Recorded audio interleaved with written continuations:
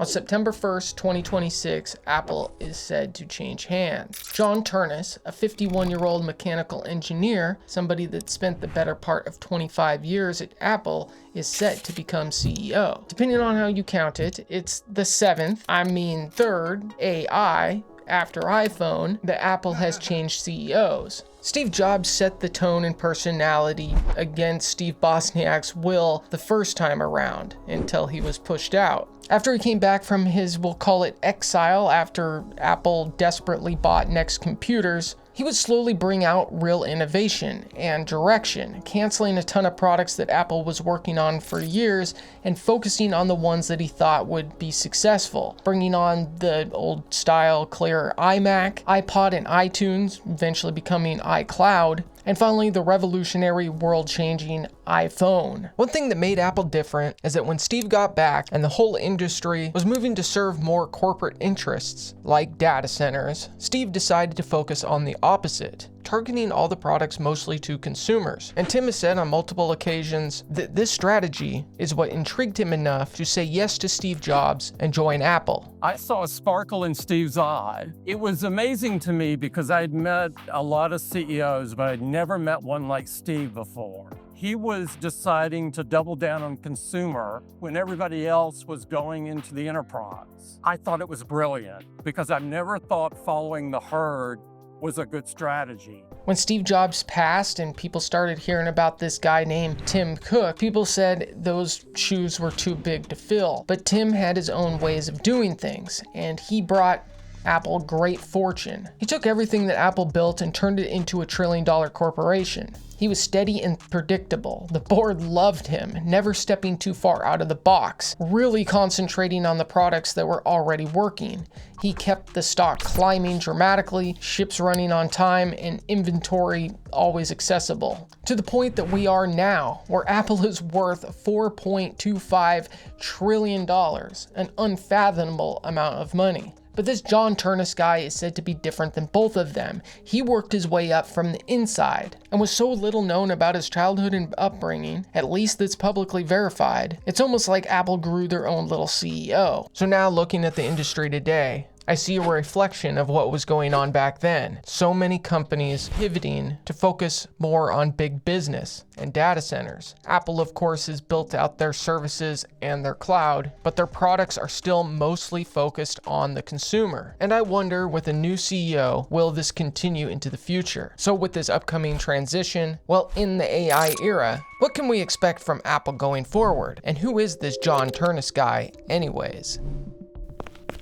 Little baby John Ternus came into this world in May of 1975 and grew up supposedly in Silicon Valley. Though you can barely find anything about his early life, one of his hobbies was car racing. So he liked swimming and track and also car racing, including racing Porsches. So this means that he was a pretty wealthy kid growing up. I mean, he was from Silicon Valley. That doesn't really necessarily mean that you're rich, but it probably means you're well off when they're calling it Silicon Valley and not San Francisco. The fog begins to clear around 1993 as he enters college, heading to become a mechanical engineer at Pennsylvania University, or Penn State. He gets obsessed with virtual reality and probably neurofeedback, which is a very cool industry that has a lot of potential, but also because of its relation to brain chips, it's a little worrying for the future CEO of Apple to be into that. For a senior project, he develops a mechanical feeding arm for those that are paraplegic. Of course, during his time at university, he continued to swim, in varsity level no less, and boy does this dude look like a swimmer. At some point or another, he probably bumped into or shrugged shoulders with, or even had a big high five and a hug, went to a frat party. I don't know, when this Elon Musk follow was in the halls. Anyway, they were there at the same time. His passion for neurofeedback and virtual reality would keep going after college. His first job out of college, he was using that expensive degree as a mechanical engineer at a company called Virtual Research Systems, a little startup, a hardware company that specialized in virtual reality headset and displays. In 2001, he put his application in at Apple, and being the qualified engineer that he is, he actually got the job. I do wonder at that time if he had any idea that he would stay at Apple for the next 25 years, working his way up to the point that he would be be eventually named CEO. Building our cinema displays, and it had these screws on the back that had a carefully machined finish. So you have grooves on the screw from the machining process. And I was sitting there with a magnifying glass, and I was counting the number of grooves on the head of the screw. And I was arguing with the supplier because there needed to be, 35 grooves, and there were actually 40. And I had this moment of, what am I doing, right?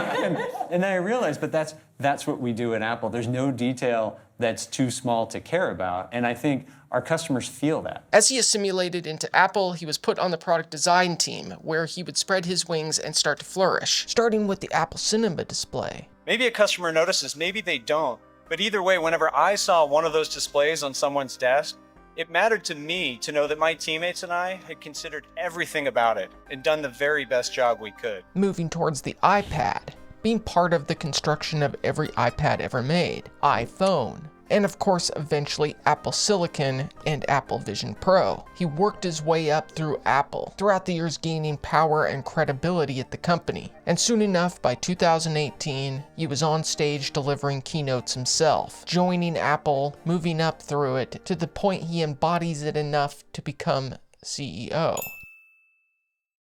Okay, but what does this all mean? What does it mean for the future of Apple? How is he going to differ from Steve Jobs and Tim Cook? Well, I don't think by much. He's kind of the perfect boring corporate character. He seems like a nice guy. He's very mute. He's not offensive to anyone. And in my eyes, he's the perfect successor to Tim Cook in the way that he will continue what Tim Cook did, right? The company's not going to change much, and we already kind of know where they're going. Honestly, I hope I'm right, because that would be a good thing, because most companies are going to enterprise. And it does reflect back in the day when all the companies were going to enterprise, and Steve Jobs convincing Tim Cook to come along for the ride, focusing on consumer. Because right now we're at a time where everybody's focusing on where the money's at, and that is data centers. And us mere mortals buying products just isn't enough money for these giant corporations anymore. And of course, Apple has its own cloud, and they're going to continue to sell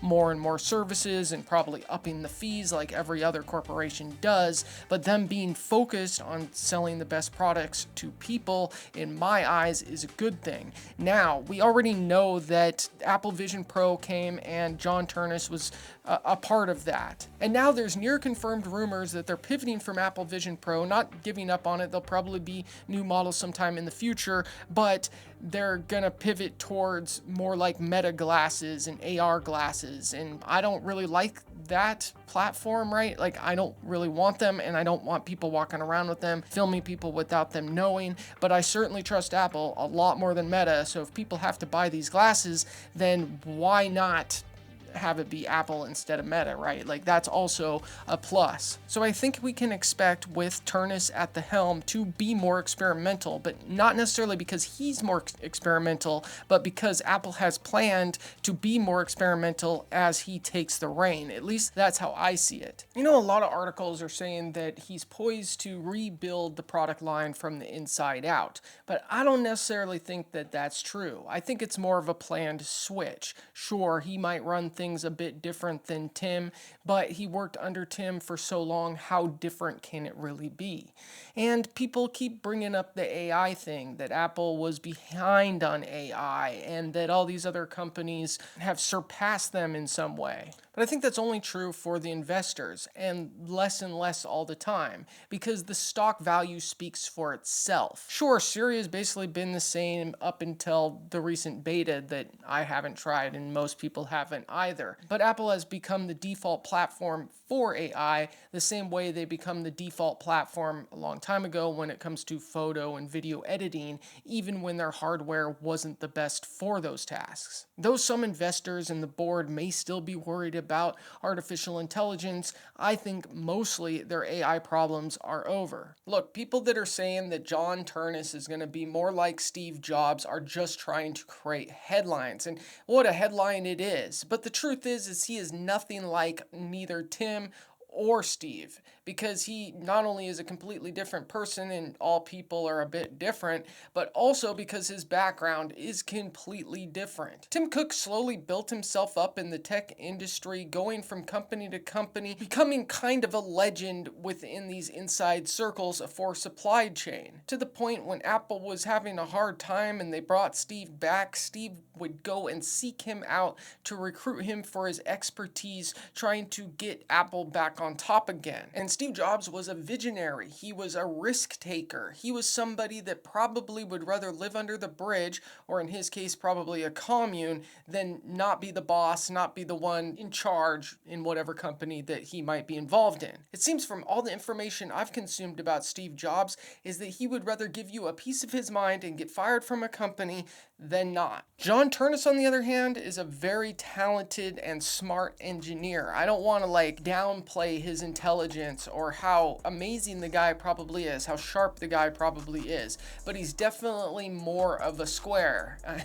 Maybe it's because as John was coming up in Silicon Valley, it was a very different place than when Tim and Steve were coming up in Silicon Valley. It's much more established, and there's establishment positions to have. And of course, he was involved in a couple startups in between college and Apple. But overall, he came up in Apple. He's somebody that can build products. He probably has a fine imagination. He knows how to make stuff work. We've never seen anybody quite like him at the head of Apple. That could be a really good thing. That could be a really bad thing. I think it will be barely a thing. I do think they'll probably use it as an excuse to say they were wrong or right about different stuff when it comes to hardware and software, like touch screens and foldable phones and so on and so forth. Apple will continue to make the money the way they've always made the money. I think he will probably do what the board wants him to do, what Tim Cook has trained him to do. And going into the future, I think we can expect more Apple, more proprietary nonsense, and more regulations, whatever. They have to walk their line when it comes to governments violating privacy, and hopefully them pushing back at least as much as they can, along with them wanting to break those vows and make as much money as they can while not pissing off the public. But with that, let me know what you think, this whole crazy AI era. By the way, they're friendly with NVIDIA again. Let me know if you want to see a video about that. Like the video, it goes a very long way. I'm a small channel. I see that slop, and yeah, I'm a real person working hard to grow. So yeah, subscribe and ring the bell if you ever want to see me again, and I'll either see you in the next live or I'll see you in the next video.